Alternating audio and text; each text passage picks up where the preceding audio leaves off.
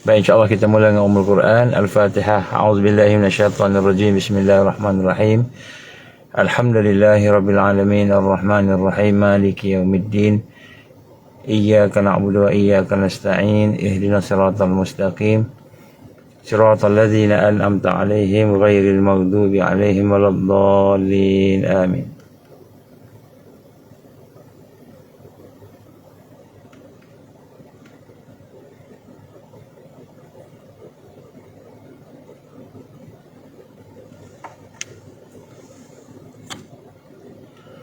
Boleh dengar insya-Allah lah.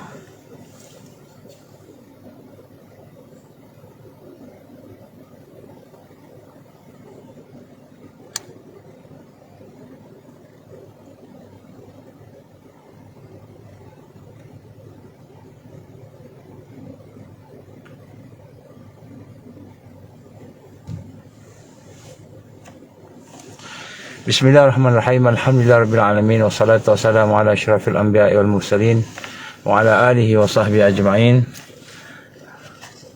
Qala rabbi shrah li sadri wa yassir li amri wahlul 'uqdatam min lisani yafqahu qawli. Rabbi zidni ilman amma ba'd. Assalamualaikum warahmatullahi wabarakatuh. Alhamdulillah, pertama kita syukur pada Allah Subhanahu wa taala diberikan kesempatan pada pagi ini untuk sama-sama kita berkumpul.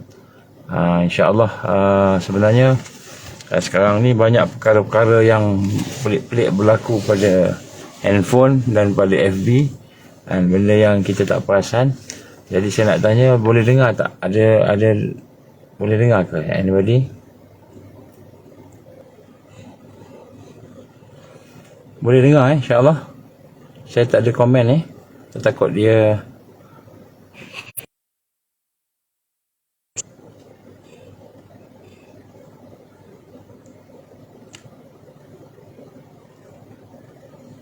Boleh dengar insyaAllah. One new comment.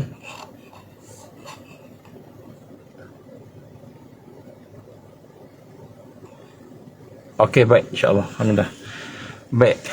Jadi akhir-akhir ni banyak perkara berlaku di mana gangguan-gangguan FB, gangguan-gangguan telefon dan sebagainya lah.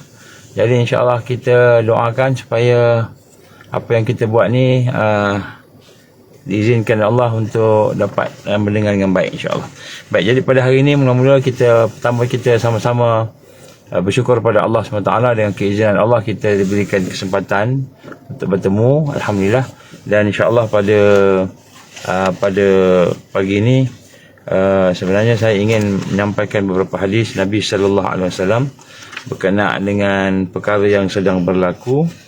Dan sebenarnya perkara yang sedang berlaku ini adalah merupakan antara banyak perkara yang disebut oleh Rasulullah SAW yang berkenaan dengan peperangan-peperangan, kan? Terutamanya peperangan-peperangan yang berkaitan dengan Masjid Al-Aqsa, Masjid Al-Aqsa, di mana Masjid Al-Aqsa ini telah pun digambarkan oleh Rasulullah SAW sebagai tempat di mana umat Islam akan berkumpul, dan kemudian umat Islam akan menjadikannya sebagai fokus perjuangan.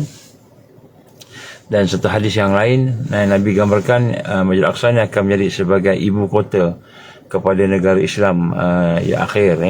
Jadi di sinilah kita nak sama-sama membawa diri kita supaya cuba fokus kepada apa yang berlaku di Masjid Al-Aqsa, kan di situlah tanda yang paling besar tentang kebangkitan. Baik, dalam video viral, saya tak sempat nak tengok banyak video viral yang ada, tetapi ada beberapa orang kawan-kawan kita yang menghantar tentang bagaimana Amerika Syarikat ataupun Mossad merancang untuk mengadakan peperangan di antara orang Arab ataupun orang Islam dengan Amerika ataupun dengan Israel ataupun dengan siapa-siapa. Jadi contohnya apa yang berlaku ketika peristiwa 9/11 September 11, di mana dalam peristiwa itu World Trade Center telah dilanggar oleh kapal terbang yang dikatakan daripada orang Islam, daripada Osama bin Laden, Al-Qaeda dan sebagainya lah, yang mana daripada perlanggaran tersebut telah menyebabkan mereka melancarkan peperangan kepada teroris. Dan teroris yang dimasukkan situ ialah orang Islam ataupun pengganas-pengganas Islam, Muslim lah. Jadi yang itu dipanggil false flag. False flag ni maknanya perkara yang dia buat, dan perkara itu dia rancang untuk menuduh umat Islam. Begitu juga dengan ada beberapa peristiwa berlaku seperti letupan di subway ni, di kereta api bawah tanah yang berlaku di UK satu masa dulu. Begitu juga ada banyak peristiwa yang berlaku di mana mereka telah menyalahkan umat Islam sebagai orang ganas dan sebagainya. Jadi di sini adalah merupakan kerja-kerja false flag, seperti juga peristiwa MH370. MH370 juga adalah merupakan peristiwa yang mereka gambarkan sebagai false flag juga. Sebenarnya ada benda yang dia nak capai. Baik, apakah perbezaan di antara false flag yang mereka buat sebelum ini dengan apa yang berlaku pada hari ini? Jadi sebenarnya adalah pandangan-pandangan daripada mereka yang quote and quote mengkaji. Dia kata bahawa ini adalah merupakan perancangan Mossad, ini adalah merupakan perancangan CIA, peperangan yang berlaku hari ini. Jadi kita tidak menafikan bahawa memang ada mereka merancang, kan? Tetapi perancangan mereka itu selalunya dialah merupakan perancangan yang kita tahu dia merancang dari sudut bagaimana mereka ni cuba nak menguasai sesuatu aspek, sesuatu perkara, kan. Jadi apa yang berlaku pada hari ini, kan, tak kira lah sama ada yang pertama sekali mereka merancang ataupun tidak merancang, tetapi yang penting sekali apa yang berlaku di seluruh, kita kena tengok makro level, maknanya general, overall. Kita melihat apa pun yang mereka berlaku, sama ada false flag ataupun kita kata perancangan-perancangan jahat mereka seperti 911, peristiwa 911, World Trade Center dan sebagainya. Jadi jadi apa yang berlaku tu kita nampak macam mereka rancang. Nampak macam memang mereka rancang lah false flag tu. Tetapi pada masa yang sama Allah juga merancang. Wa makaru wa makarallah wallahu khairul makirin. Jadi mereka rancang jahat, Allah juga merancang kejahatan untuk mereka. Dan Allah lah yang terbaik dalam perancangan. Jadi dalam hal ni sebenarnya tidak relevan untuk kita nak berbincang sangat tentang benda ni dirancang oleh Mossad ke apa ke sebagainya. Tetapi yang kita faham, yang kita tahu, kita mengenali pejuang-pejuang yang sebenar, dengan pejuang-pejuang yang kita tahu dia menipu. Contohnya ISIS. Jadi ISIS ni adalah merupakan ciptaan Amerika. Itu memang kita tahu. ISIS ciptaan Amerika. Kemudian begitu juga dengan Al-Qaeda. Al-Qaeda itu sendiri, perkataan Al-Qaeda itu sendiri daripada Amerika. Sebenarnya Al-Qaeda itu adalah merupakan satu bangunan yang digunakan untuk mengirim barang-barang ataupun mendapat barang-barang daripada luar, itu yang ada di Afghanistan lah. Baik, jadi apa yang saya maksudkan di sini ialah mereka cuba menyatakan bahawa Hamas ataupun perkara yang berlaku pada hari ini dia daripada Gaza, puak-puak yang menentang daripada Gaza iaitu Hamas, juga ciptaan dan rekaan mereka. Dan ciptaan dan rekaan mereka. Jadi sebenarnya kalau kita tengok sejarah, Izzuddin Al-Qassam itu sendiri, antara yang mengasaskan perjuangan, dia bukan mengasaskan Hamas, dia bukan mengasaskan Hamas, Izzuddin Al-Qassam ni, tetapi dia telah berlaku penentangan awal lagi sebelum daripada PLO lagi, sebelum daripada Fatah lagi. Jadi kita melihat daripada gerakan yang awal itu telah terbinalah satu bentuk pengaruh, dan akhirnya mereka telah masuk ke dalam itu, dan mereka membina satu yang disebut sebagai PLO ataupun Palestinian Liberation Organization, PLO, ataupun parti Fatah sekarang ni lah. Jadi sebenarnya mereka, macam mana kita nak tahu mereka ni bersama tak bersama satu organisasi itu senang aja, ya, senang aja. Iaitu kita tengok adakah organisasi itu dia bersama-sama dengan musuh, bersama dengan musuh ataupun bagaimana. Jadi kita tengok dari sudut realitinya, reality maknanya on the ground, kita boleh melihat dah yang mana satu bersama dengan musuh, mana satu tidak bersama. Jadi bagi mereka yang melihat video viral ni, dan mereka hanya melihat fakta yang ditonjolkan oleh mereka yang buat video viral tu. Kalau dia nak tunjulkan Hamas ni ganas, maka dia tunjuklah gambar sikit, jadi ganaslah orang tu. Kalau dia nak tunjukkan Hamas ni Syiah, dia tunjuklah benda yang sangkut paut dengan tu ataupun sebagainya. Jadi insya-Allah apa yang kita faham, yang kita tahu, yang pertama sekali, Hamas itu sendiri bukanlah dibuat oleh mereka yang kita kata dapat duit daripada mana-mana dan sebagainya. Sebab kita boleh melihat pemimpin dia, pemimpin Hamas sendiri, daripada yang paling muda sampai yang paling senior, mereka majoritinya mati dibunuh.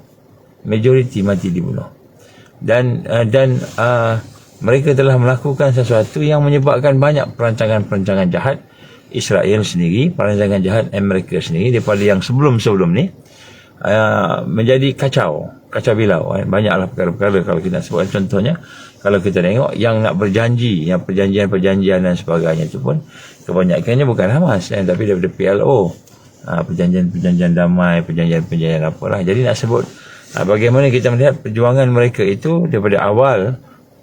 Kebangkitan mereka bermula dengan intifadah yang pertama kan, 1987, terbentuknya Hamas daripada intifadah tersebut, sampailah kepada intifadah yang kedua tahun 2000, sampailah kepada intifadah Al-Aqsa pada tahun 2015, dan sekarang ni masuk intifadah Al-Aqsa, dipanggil Taufan Al-Aqsa.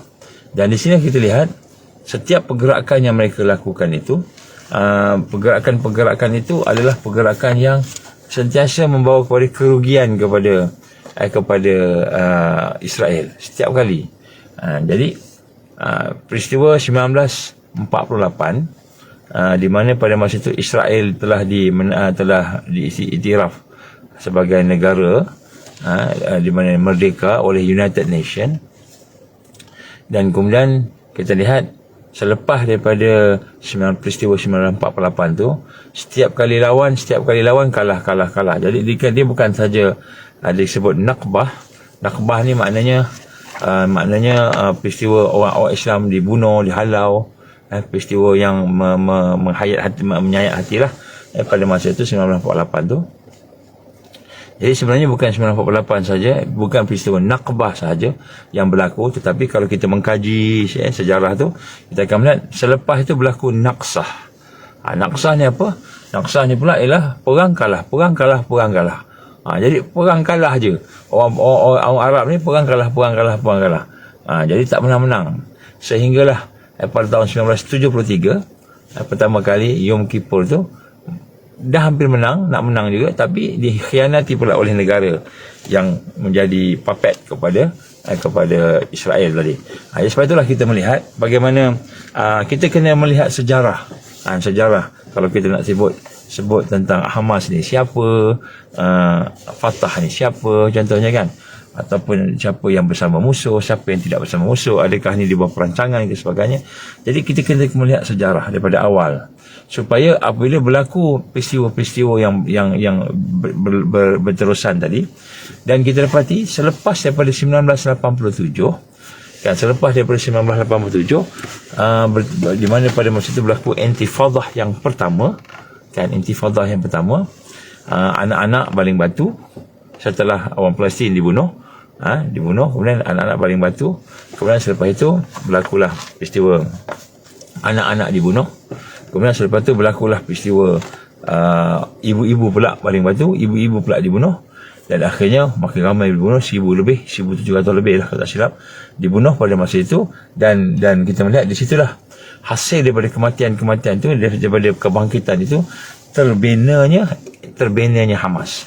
Harakah Mukawamah Islamiyah. Jadi maknanya kumpulan Hamas ni terbina bukan kerana ada organisasi apa, tapi kerana intifadah tu sendiri.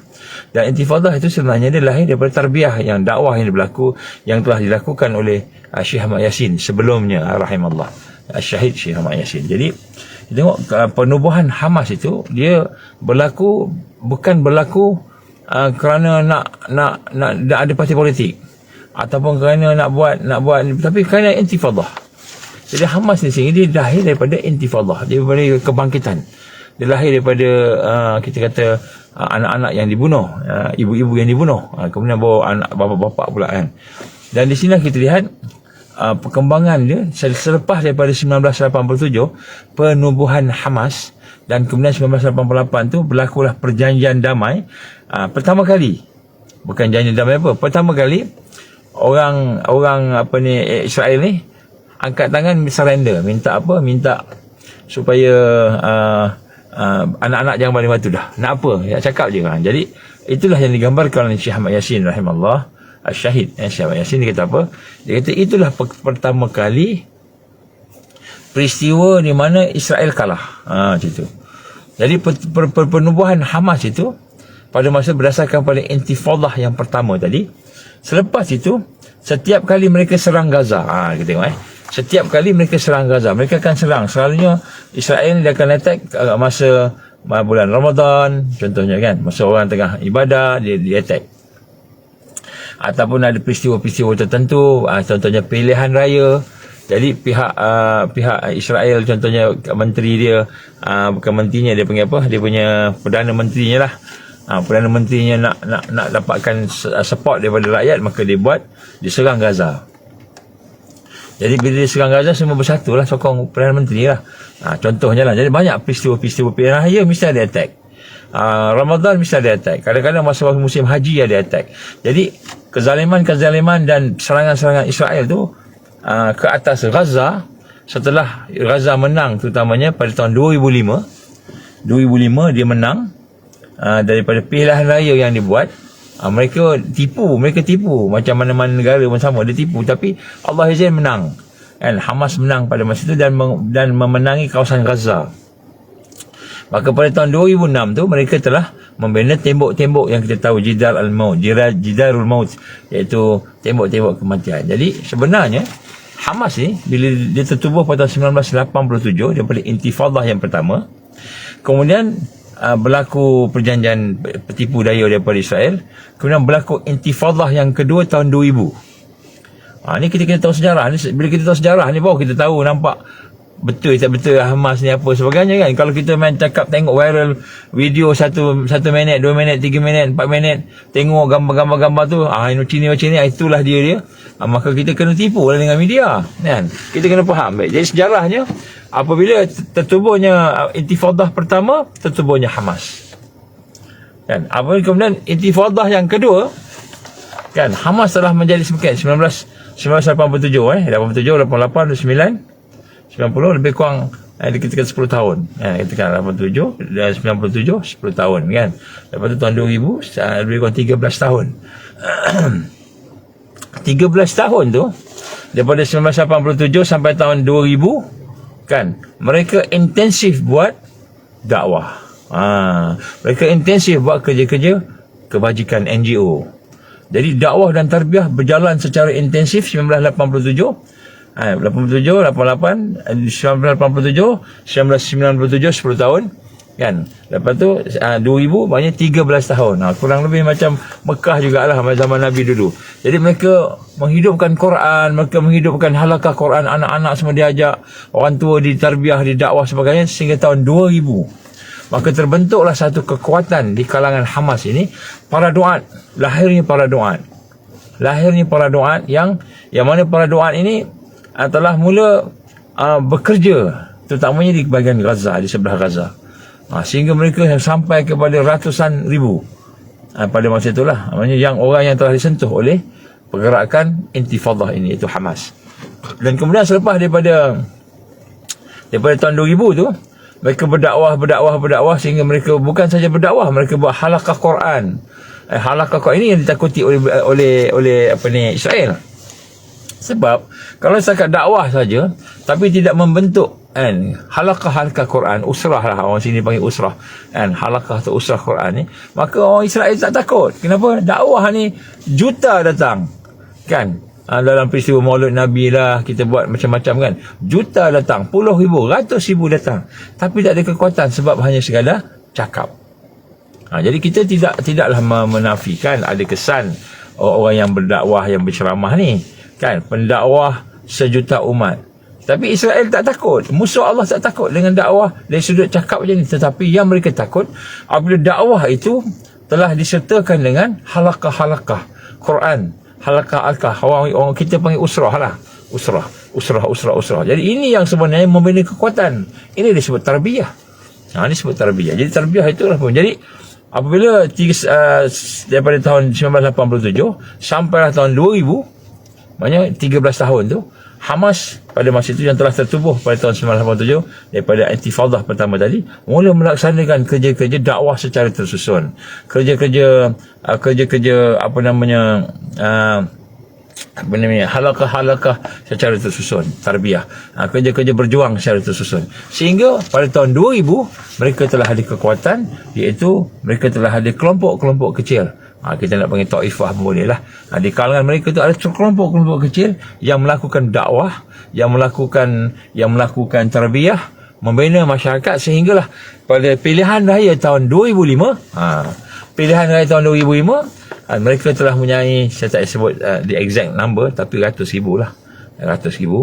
Dan mereka yang telah berada di dalam halakah Quran yang dibina. Jadi halakah Quran yang dibina tadi itu telah melahirkan satu kekuatan dan pengaruh, sehingga Allah izin Hamas pada masa itu yang memerhatikan kita perlu untuk nak menang pilihan raya ni supaya kita boleh pegang kita kata pengurusan dan kepimpinan yang korup daripada PLO, maka mereka pun masuk, Allah izin masuk menang. Jadi masuk menang tu 60% ke atas yang menang dapat membentuk kerajaan di Gaza. Jadi tahun 2005 Januari ataupun Februari, tak silap saya lah. Jadi pada masa itulah kita lihat bagaimana mereka masuk ke politik bukan kerana mereka nak menang jadi pegang jawatan Perdana Menteri ke, bukan. Kerana mereka masuk politik kerana dah terlalu ramai dah orang-orang yang hajatkan kepada perjuangan ni, hajatkan kepada Quran, nak macam mana nak mengurus mereka, macam mana nak memimpin mereka supaya kelompok yang ramai dalam Gaza ni boleh dipimpin dengan kepimpinan yang betul, yang ada amanahnya, yang ada as-siddiqnya, benarnya, yang ada Islamnya, bukan macam mana yang ada pada parti politik yang masih itu di bawah PLO. Jadi mereka pun masuk Allah ini menang. Tahun 2005 mereka menang. Jadi maknanya mereka masuk ke dalam politik bukan sebab nak menang jawatan semata-mata, tapi mereka telah berada dalam satu suasana mana mereka mahu meneruskan perjuangan tadi dengan keadaan yang lebih tersusun. Bukan macam parti politik yang ada hari ini, saya tak sebut mana-mana. Dia hanya penting nak dapat kuasa, yang penting kuasa tadi. Tapi maknanya politik di Gaza dia bukan bermula daripada kita buat satu organisasi untuk menang politik, bukan. Tapi dia bermula daripada dakwah, dia bermula daripada tarbiyah, dan kemudian meningkat, akhirnya kesedaran itulah yang menyebabkan kemenangan pada mereka. Jadi tahun 2000 tu, selama 5 tahun mereka memproses untuk membina satu kekuatan kekuatan siasah. Maka pada masa Allah izin berjaya, tahun 2006 Israel nampak menakutkan Hamas ni, takut ni, maka dia pun buat pagar tu, tembok tahun 2006. Jadi bermula daripada tahun 2006 ke atas, 2006, 2007 ke atas tu, bermulalah Gaza dikepung secara habis-habisan oleh Israel. Jadi kalau kita tengok sejarah mereka ni, mereka ni dibenci oleh Yahudi, Israel dibenci. Sebab banyak perancangan mereka digagalkan oleh Hamas. Hamas gagalkan. Mereka nak kontrol ni kalah, Akhirnya bila mereka dapat menang pula, parti politiknya Hamas menang. Orang kenal Hamas ni macam parti politik. Dia bukan parti politik. Hamas ni Walaupun dia ada parti politik yang wing politik siasah ada Baik, jadi sebab itulah bila kita memahami sejarah dia ni, macam mana perkembangan dia, daripada peristiwa 1987 intifadah yang pertama sampailah tahun 2000 intifadah kedua, sampailah kepada sekarang ini, maka kita akan melihat bahawa sebenarnya selepas daripada intifadah yang pertama tu, Allah dah bagi kemenangan dia. Kemenangan. Setiap kali mereka bom Gaza contohnya, mereka yang mulakan bom Gaza. Contohnya bulan Ramadan, orang tengah elok-elok iktikaf sebagainya, dia kacau, dia bom. Ataupun bila nak pilihan raya, setiap kali nak pilihan raya di Palestin, di Israel, mereka bom sebab dia nak dapatkan sokongan daripada rakyat je. Itu strategi dia lah, create musuh dan sebagainya. Jadi setiap kali mereka buat perlawanan dengan Hamas ini, perlawanan dengan kita kata Gaza tadi, setiap kali dia yang minta damai, dia bom. Bila Hamas lawan balik dengan roket kampung tadi, Allah izin, dia orang yang takut, dia orang angkat tangan surrender. Baik. Jadi berbeza daripada apa yang berlaku pada hari ini. Pada hari ini, apa yang ada pada peperangan pada kali ini, dia bukan satu yang dicipta oleh Israel.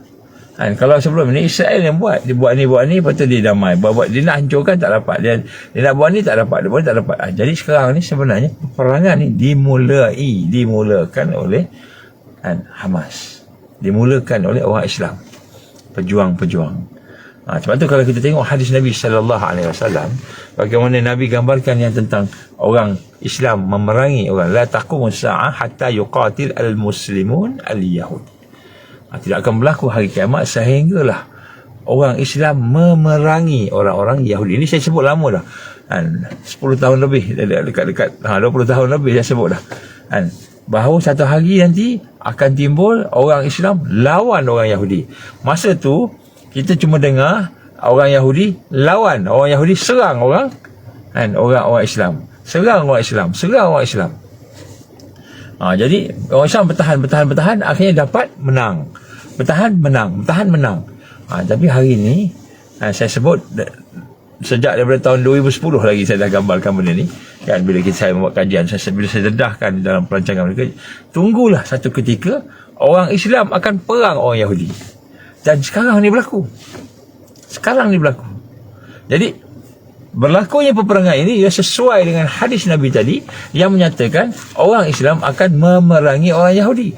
Dan orang Islam yang memerangi orang Yahudi itu, dia akan kejar orang Yahudi itu sampai duduk belakang pokok, duduk belakang batu. Pokok dan batu akan kata, ya Muslim, ya Abdullah, wahai orang Islam, wahai hamba Allah, ta'al, datang sini, di belakang aku ada orang Yahudi. Jadi hadis ini menunjukkan apa yang berlaku sekarang. Jadi sebab itulah kita jangan terpengaruh dengan media massa yang kata bukan media massa biasa ni, orang yang hantar-hantar ni kan. Saya tengok dapati banyak, contohnya saya perhati dekat dalam YouTube contohnya, ada berita-berita daripada sana menunjukkan bahawa orang askar Yahudi menyanyi, tengah semangat menyanyi lagu joget-joget kan. Kemudian orang Yahudi dalam keadaan yang high spirit, itu semangat yang tinggi nak menghancurkan. Kemudian ada yang kata dia dah masuk dalam Gaza, dah dapat tawan, dapat ambil balik 700 orang tawanan-tawanan daripada Hamas. Jadi banyak cerita-cerita ni bohong belaka. Yang dikatakan Yahudi berjoget-joget, Yahudi sebab penakut. Apa bukti penakut? Ketua dia pun nak lari. Ehud Barak, bekas Perdana Menteri, dia pun nak lari daripada Palestin. Jadi askar-askar nak lari, dah ketua dia pun nak lari. Jadi di sini kita lihat bagaimana banyak propaganda yang berlaku, yang menyatakan bahawa peperangan ni tidak sepatutnya berlaku. Kita mati banyak, kita susah banyak, hospital pun habis, masjid pun habis, rumah pun habis. Kita ni tak patut bermula. Jadi duk salahkan Hamas, duk salahkan pejuang-pejuang, duk salahkan harakah mukawamah Islamiah tadi. Salahkan tu. Kenapa? Tak sepatutnya kita ni dah termakan makanan daripada perancangan jahat Yahudi. Ini banyak benda-benda yang disebarkan. yang disebarkan. Jadi menyebabkan kita rasa tawar hati lah. Itulah padan muka lah kan. Padan muka lah, mati dan sebagainya sebab engkau yang mulakan dulu. Jadi macam tu. Jadi kita nak kena faham sejarah. Dan sejarah ini dia bukan berlaku dalam keadaan yang kita rancang, yang kita tengok sahaja. Sebab memang Allah pun rancang juga. Allah pun rancang juga. Saya dah banyak kali sebut. Ada yang mereka rancang, musuh rancang. Ada. Contohnya 911. Memang mereka rancang. Peristiwa 911 memang mereka rancang. MH370 memang mereka rancang. Peristiwa bom di sana, bom di sini, letup di sana, letup di sini, yang menunjukkan, nak tunjukkan orang Islam ni ganas, memang mereka rancang. Tetapi peristiwa yang berlaku sekarang ini, dia bukan totally totally mereka rancang. Mereka mungkin ada fikir. Sebab tu dalam banyak-banyak siaran-siaran dokumentari dan sebagainya yang sekarang timbul, mereka menyatakan macam mana boleh Mossad yang terkenal dengan kehebatannya, yang terkenal dengan kekuatannya, terkenal dengan intelijennya tadi tu, boleh tak tahu benda ni berlaku. Sebab tu saya nak sebut kat sini pada hari ini bahawa yang paling kuat ialah Allah, yang paling pandai ialah Allah, yang paling hikmah ialah Allah Subhanahu Wa Taala. Bukannya Mossad, bukannya mereka, bukannya orang-orang yang kita kata sebagai orang-orang yang digambarkan sebagai orang-orang yang cerdik-cerdik gitu. Bukan. Dan sebab itulah di sini kita ingin sama-sama merasakan bahawa sesungguhnya ini adalah intifadah yang berlaku, kebangkitan yang berlaku ini bermula daripada perkara-perkara yang insya-Allah, saya yakin kan, apabila dia dilakukan oleh pihak Hamas pada masa ini, kita tengok dia berlaku itu, maknanya yang berlaku ini sebenarnya adalah merupakan satu yang telah disyurakan. Mereka telah bincang, mereka telah musyawarat daripada kajian-kajian mereka, intelijen mereka sendiri. Mereka pun ada intelijen juga. Jangan kita ingat Mossad intelijen mereka CIA je pandai, tak kan? Orang Islam lagi pandai. Kalau lah kita tengok hari ni dengan bantuan Amerika, dengan Israel, bantuan sokongan-sokongan NATO dan sebagainya kan, pun tak boleh kalahkan Gaza yang sepatutnya Gaza ni kecil je, tak ada apa sangat lah, dia ada macam-macam kan.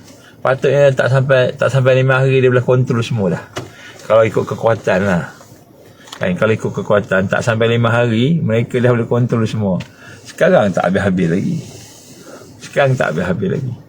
Jadi sebab tu nak sebut kat sini, sebenarnya apa yang kita lihat dengan pandangan iman, dengan pandangan basirah.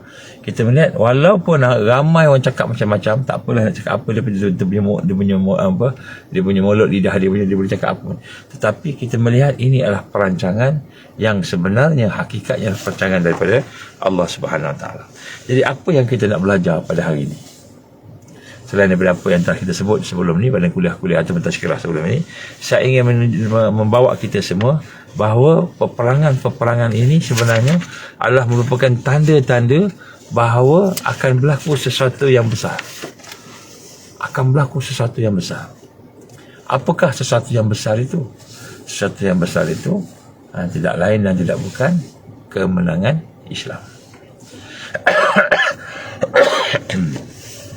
Jadi di sinilah kita dilihatkan oleh Allah SWT melalui Rasulullah sallallahu alaihi wasallam bagaimana Allah gambarkan kepada kita dalam Al-Quran, iaitu bagaimana hari-hari itu digilir-gilirkan.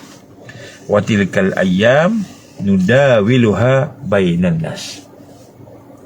Dan hari-hari kemenangan itu akan kami pergilirkan di kalangan manusia. Jadi hari-hari kemenangan tu Allah gilirkan.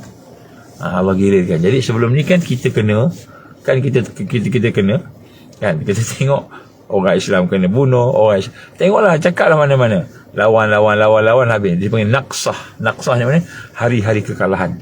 Jadi sekarang ni dah timbul satu masa, satu waktu Allah akan gilirkan. Tetapi untuk mendapatkan kemenangan yang besar, kesusahannya juga besar. Sebab kemenangan yang besar ini sebenarnya adalah merupakan sesuatu yang amat mahal. Sebab Allah nak tegakkan kebenaran dia. Allah nak tegakkan perkara yang paling tinggi sekali, Al-Islam. Al-Islamu ya'lu wa la yu'la alaih. Islam paling tinggi kata Nabi sallallahu alaihi wasallam, tak ada lebih tinggi lagi. Jadi Allah nak bagi kemenangan yang besar, tentulah kesusahannya pun besar. Ujiannya besar.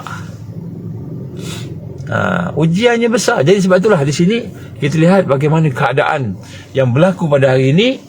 Nabi menggambarkan kepada kita akan berlaku kemenangan-kemenangan daripada peperangan demi peperangan. Contohnya, saya nak bacakan satu hadis Nabi sallallahu alaihi wasallam. Hadis ini panjang kan? Hadis ini panjang daripada Imam Bukhari dan Muslim. Dan Imam Bukhari, apa kata Rasulullah sallallahu alaihi wasallam? Tagazuna jaziratul Arab.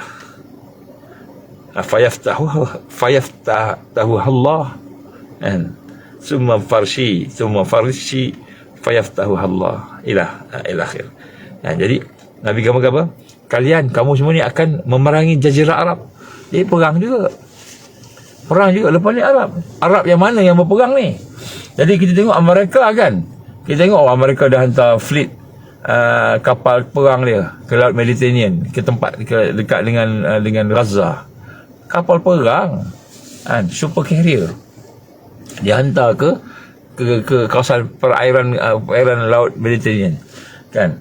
Kata Erdogan, kenapa hantar kapal terbang, hantar kapal besar, kapal terbang, hantar kereta tank lah apa semua, kenapa hantar bantu Israel? Itu hanya akan menyebabkan lebih banyak lagi kematian, kata Erdogan. Erdogan marah dekat Biden lah, John Biden ni kan. Jadi kenapa hantar, tak cukup ke bom yang ada pada Israel ni? Erdogan tanya dengan Amerika, dia kan NATO kan. Jadi sebenarnya kita bukan akan berdepan dengan orang-orang Amerika saja, orang-orang Israel saja, Yahudi saja, tapi Allah gambarkan melalui Rasulullah SAW, hadis sahih Bukhari Muslim, kamu akan memerangi Jaziratul Arab. Fayaftahuha Allah. Tapi kamu akan menang, Allah akan bagi menang. Kemudian kamu akan dalam Persia ni siapa? Persia ni Iran. Orang ni duk sebut kan, Iran akan membantu Palestin lah, apalah sebagainya. Wallahu alam. Kan saya nampak macam janggal sikit lah kalau Iran bantu Palestin. Saya bimbang dia tembak orang Palestin. Tapi saya bimbang tu. Saya tak nak tuduh siapa-siapa tu. Tapi saya bimbang je sebab Allah sebut kita akan langgar Persia. Persia ni siapa? Parsi ni Iraq dah habis. Iraq dah habis dah. Siapa yang tinggal Persia ni? Iran lah. Jadi kamu akan lawan Persia. Ini Rasul sebut sallallahu alaihi wasallam. Dan kemudian fayaftahu Allah, kamu akan menang.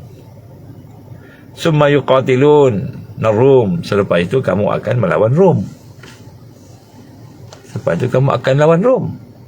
Dalam satu hadis yang lain yang daripada Ibn Majah, dia gambarkan kamu akan lawan Rom.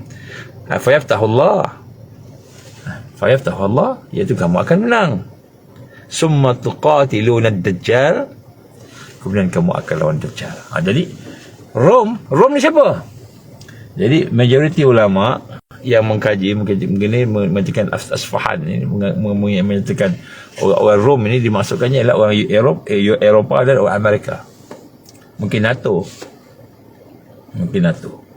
Kemudian kamu menang. Jadi Allah gambarkan menang. Kemudian kamu akan lawan Dajjal. Summa yuqatiluna ad-dajjal. Kemudian kamu akan lawan Dajjal. Fayaftahu Allah. Kemudian Allah akan bagi menang.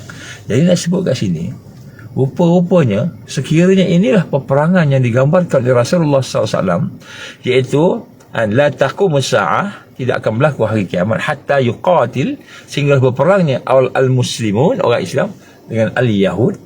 Sekiranya inilah hadis yang dibayangkan, inilah peperangan yang dibayangkan oleh hadis itu, yang mana kita akan menang, akhirnya dia tak boleh lari, duduk belakang batu pun kena, duduk belakang pokok pun kena, maka kita akan berdepan dengan peperangan demi peperangan, dan di akhir daripada peperangan itu kita akan berlawan dengan Dajjal. Maknanya apa?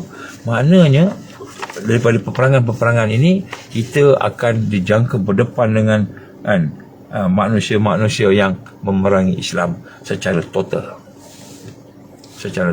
Maknanya kita sebut sini mula-mula lawan Yahud dan Jazirah Arab.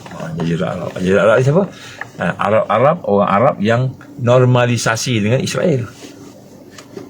Dan inilah yang telah mereka lakukan sekarang. Saudi nak normalisasi, UAE dah punya normalisasi macam tu kan. Jadi yang negara-negara Arab yang nak normalisasi ni dah berlaku, dah ada dah. Jadi dia akan lawan dengan ni lah. Sebab dia isytihar Hamas sebagai pengganas, orang Palestin sebagai pengganas, maka dia nak lawan dengan, jadi kamu akan lawan Jazirah Arab. Lepas tu kamu akan lawan dengan siapa? Kamu akan lawan dengan Persia, Iran. Iran ni sebenarnya saya sebut Iran ni sebab jumhur yang menyatakan begitu.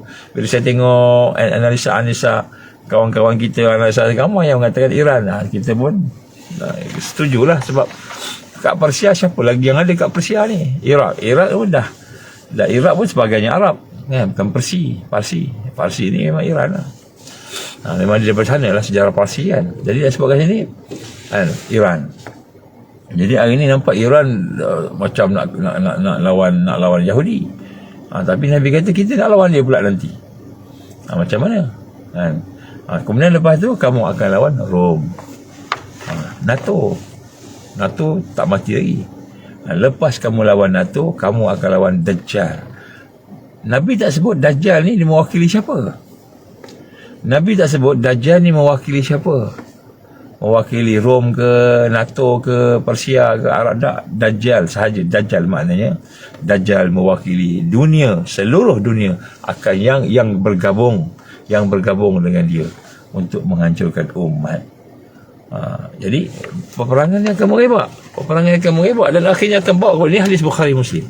Jadi kita sebut kat sini, sebab tu kita nak sebut kat sini bagaimana kita jangan terpengaruh dengan segala perkara yang memecah belahkan kita. Contohnya, ni betul ke tak betul ke, dah orang Islam kita sendiri yang berperang ni. Orang yang berjihad ni pula jihad fi asqalan ni pula kan, afdal jihad ar-ribat.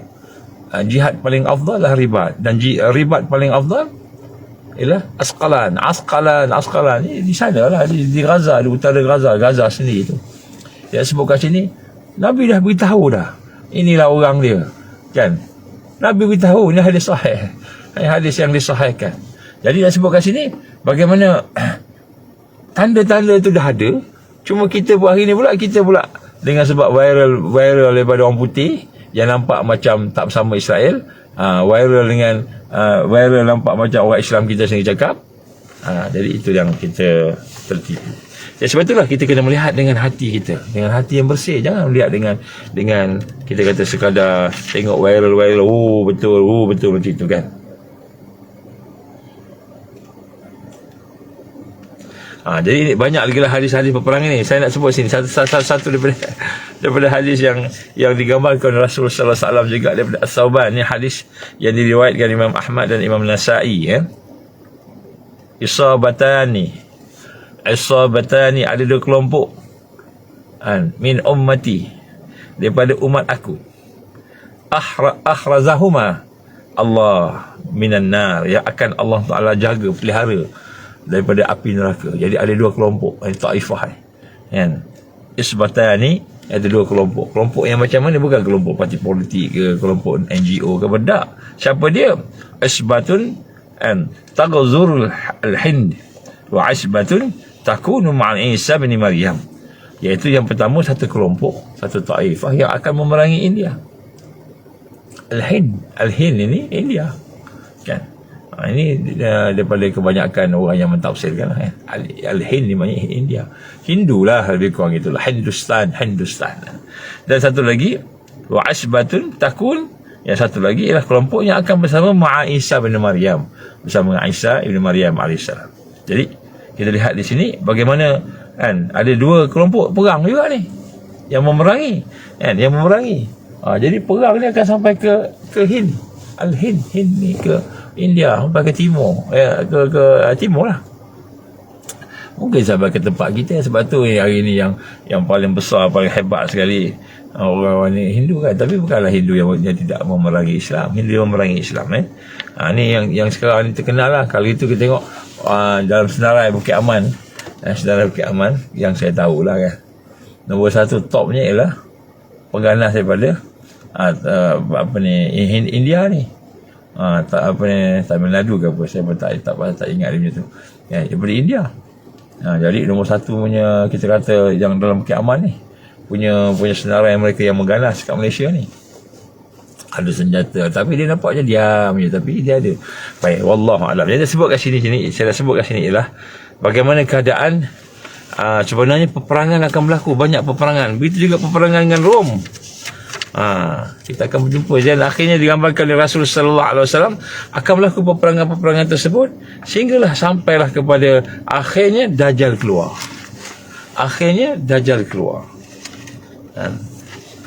Jadi digambarkan oleh Rasul sallallahu alaihi wasallam bagaimana akan berlaku perjanjian antara kamu dan sebagainya dengan Rom, adalah Bani Asfar, bukan Asfar dan sebagainya itu. Jadi ini adalah dalam hadis-hadis yang saya pernah baca dulu. Saya tak nak banyak sangat baca sini sebab ada benda lain yang saya nak sampaikan sini. Baik. Kemudian salah satu hadis yang Nabi gambarkan, di mana pada masa itu akan berlaku juga peperangan yang hebat, iaitu yang akan berlaku di sungai Euphrat. Sungai Euphrat atau Sungai Furat. La taqumus sa'ah. Tidak akan terjadinya hari kiamat hatta yashiral Furat an jabalin min zahab. Sehinggalah kan terjadi mana gunung-gunung akan tersingkap daripada Sungai Furat ini dan emas akan kelihatan. Jadi Nabi gambarkan tentang akan berlakunya peperangan juga di Sungai Furat. Jadi akan merebaklah, bukan hanya dekat Palestin, akan merebak. Kemudian manusia akan saling berperang untuk merebutkannya, sehingga setiap 100 orang yang terbunuh, 99 orang. Setiap 100 orang terbunuh 99 orang. Jadi daripada 100 orang tu yang berperang, 99 mati, seorang je hidup, kan? Jadi semua kata biar saya lah yang selamat, Jadi Imran Hussein kata mungkin ni perang nuklear, sebab ramai yang mati kan, 99% meninggal 99% mati. Jadi hampir saja Sungai Euphrat menyingkapkan gunung emas, maka barang siapa yang menyaksikan janganlah mengambil sedikit pun. Jadi sini kita gambarkan akan berperang. La taqumu sa'ah hatta yashira al-Furat an jabalin min zahab yaqtatilu alaihi nas. Tidak berlaku hari kiamat sehinggalah Sungai Furat menyingkapkan gunung emas dan manusia saling berperang, berbunuh-bunuhan di antara sama mereka, sehingga 99 orang akan mati daripada 100 orang. Ya, sebab kat sini perang akan berlaku juga sampai kat sana. Jadi sekarang ni ada orang kata emas ni adalah emas hitam, minyak lah. Tapi daripada apa yang digambarkan dalam tafsir ataupun huraian-huraian hadis menunjukkan bahawa bukan emas hitam. Yang dimaksudkan emas betul. Emas betul. Ini yang digambarkan oleh tafsir-tafsir yang adalah yang bila saya tengok balik kan. Baik, jadi sebab itulah dalam hal ni kita nak kena sama-sama faham apa pengajaran daripada peperangan ini. Pengajarannya ialah kita perlu mempersiapkan diri kita bahawa sekiranya peperangan inilah yang dimaksudkan oleh Rasulullah sallallahu alaihi wasallam, maka dia akan berakhir dengan Al-Masih Dajjal keluar, dan selepas dia keluar mati Dajjal mati, Islam menang. Jadi tapi sebelum Islam menang, peperangan. Banyak peperangan. Al-Harju, banyak pembunuhan. Jadi orang Islam kat Malaysia ni macam mana? Orang Islam kat Indonesia ni macam mana? Harta Karun ke Ustaz? Bukan Karun, memang mah betul dia. Bukan Karun punya. Ni memang mah Allah bagi, ada dekat Sungai Furat. Jadi nak sebut kat sini bagaimana keadaan akan sampai membawa, sekiranya Allah izinlah inilah di peperangannya, maka kita akan berdepan dengan dia. Dan betul tak betul tu belakang kira. Sekiranya ini betul, maka adakah kita bersedia? Adakah kita bersedia? Kenapa? Kerana peperangan ini akan menyebabkan berlaku pergaduhan di kalangan sama Muslim, perselisihan. Kemuncaknya orang Islam bunuh orang Islam, orang Islam yang munafik bunuh orang Islam yang mukmin. Orang mukmin pula tak akan bunuh orang Islam, dia tak boleh bunuh orang Islam. Fitnah. Sebab tu ada hadis yang menyatakan kamu patahkan pedang, patahkan panah, duduk diam-diam. Ada hadis tu kan. Sebab apa? Sebab huraiannya bukan kita tak nak lawan, tak nak perang, tapi dengan orang Islam jangan kita lawan.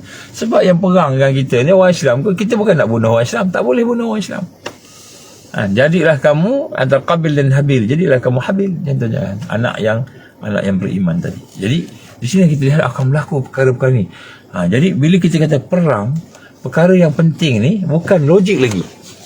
Dia bukan logik, bukan rasional lagi. Bukan kita boleh, kita nak kena ni, kena persiapan so persiapan rasional, persiapan kita kata logik, kena ada barang-barang ni, kena apa sebagainya. Tapi rupa-rupanya persiapan yang paling penting ialah persiapan hati.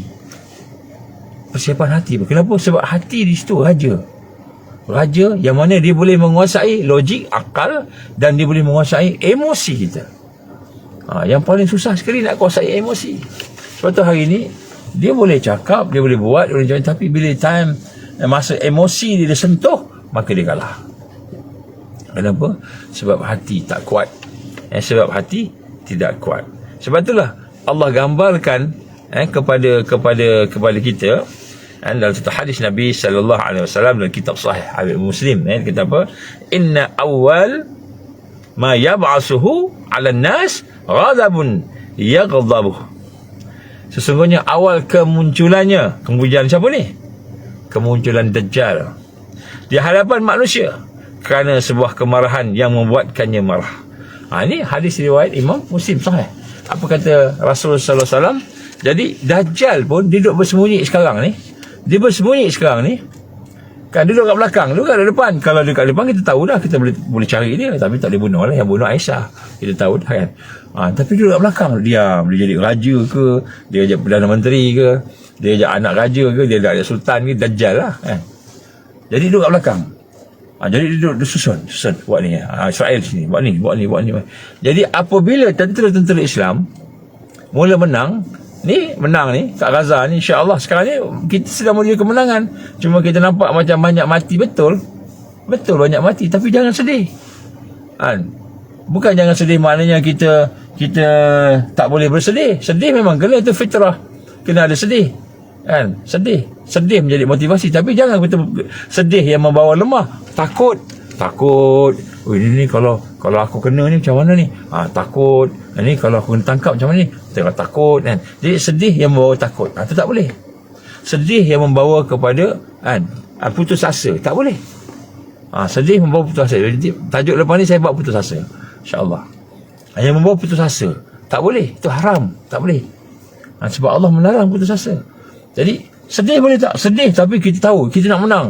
Tak apa, wahai saudaraku, engkau pergi dulu, engkau syahid dulu, engkau jumpa Allah dulu, engkau dah masuk dah syurga, aku belum lagi. Engkau dah pergi dah jumpa Allah, aku belum lagi. Engkau dah duduk dalam rezeki Allah, aku belum jumpa lagi. Kan Allah gambarkan apa? Apakah kamu menyangka orang yang mati syahid itu mati, sedangkan dia hidup dan mendapat rezeki daripada Allah? Tengok mati, kamu memang sedih, tapi orang berjuang, hati melihat dengan basirah. Apa basirah tadi? Basirah kata apa? Allah kata dengan iman dia mati tu, dia dapat rezeki daripada Allah, dia syahid fisabilillah. Walaupun kanak-kanak, walaupun orang tua, syahid fisabilillah. Itu iman. Cuba melihat dengan basirah, dengan iman. Sedih tak? Memang sedih, tapi sedih tidak membawa putus asa, tidak membawa ketakutan. Macam mana ni kita habis macam mana ni? Makin kuat, bukan makin lemah. Hanya orang yang beriman dia macam tu. Jadi kita nak tengok kesedihan demi kesedihan. Kita pun sedih, betul sedih, tapi kita buat sesuatu ni. Sebab sahabat kita yang frontliner ni, yang frontliner kat Gaza, kat mana ni, dah dapat dah rezeki daripada Allah ni. Kita bila lagi? Sebab mati, semua pakat mati belaka. Kullu nafsin dha'iqatul maut. Setiap orang mati, siap yang menyawa mati. Memang kita mati pun, cuma mati yang terbaik jihad fisabilillah, asyahid. Jadi yang ini dah syahid. Kita tengok, ya Allah kesiannya, ya Allah. Tapi kita makin kuat, makin lemah, sebab kita tahu akhir menang. Jadi sebab itu dalam hal ni Nabi menggambarkan bahawa Dajjal akan keluar kerana emosi dia tak terkawal. Kan, inna awal ma yab'asu, inna